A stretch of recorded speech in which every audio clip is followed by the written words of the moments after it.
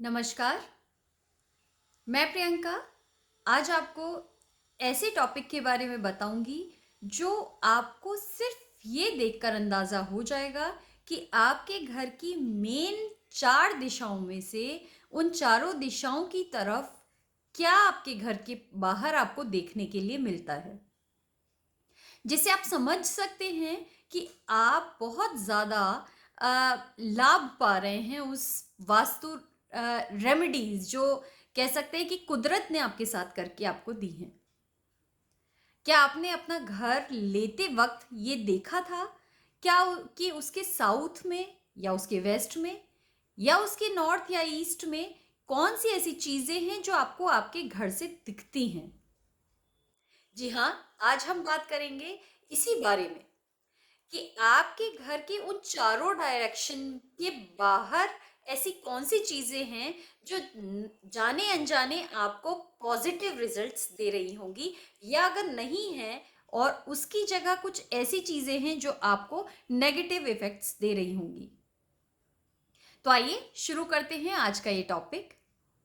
अगर आपके घर की नॉर्थ और ईस्ट डायरेक्शन में कोई भी लैंडस्केप, खुली हुई जमीन या खूब बड़े मैदान, हरे रंग के मैदान आपको देखने के लिए मिलते हैं, या फिर कोई गार्डन, या अगर आप सोसाइटी में या किसी बिल्डिंग में रहते हैं तो कोई भी चिल्ड्रंस पार्क हो गया, कहने का मतलब है वो ग्रीन एरिया जो खुली हुई जगह है,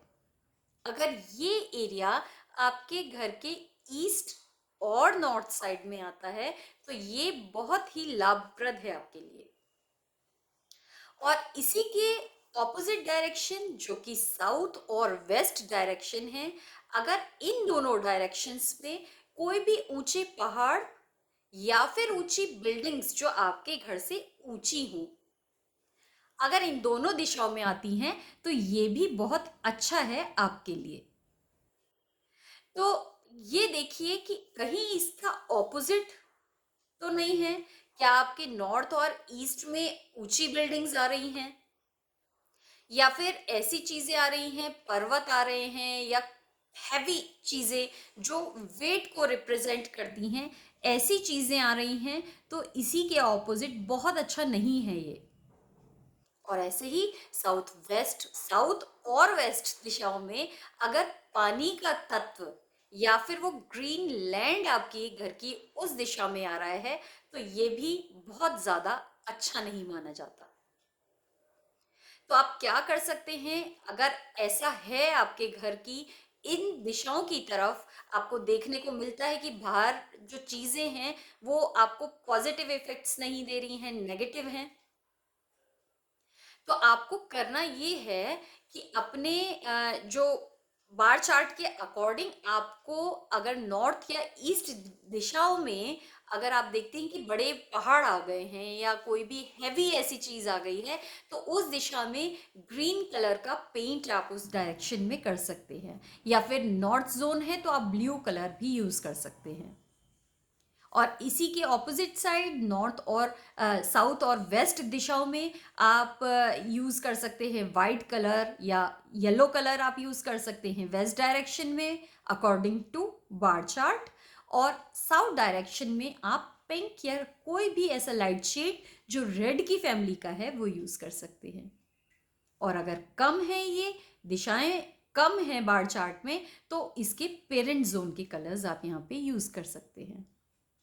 तो आप देखेंगे कि इनके इफेक्ट्स कम हो जाएंगे। एक और चीज आप कर सकते हैं, अगर आपको साउथ साइड में अपने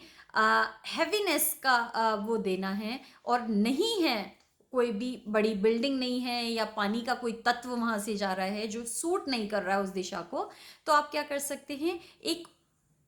ऊंचे लंबे एक पिलर को आप उस डायरेक्शन में लगा सकते हैं अपने साउथ डायरेक्शन में।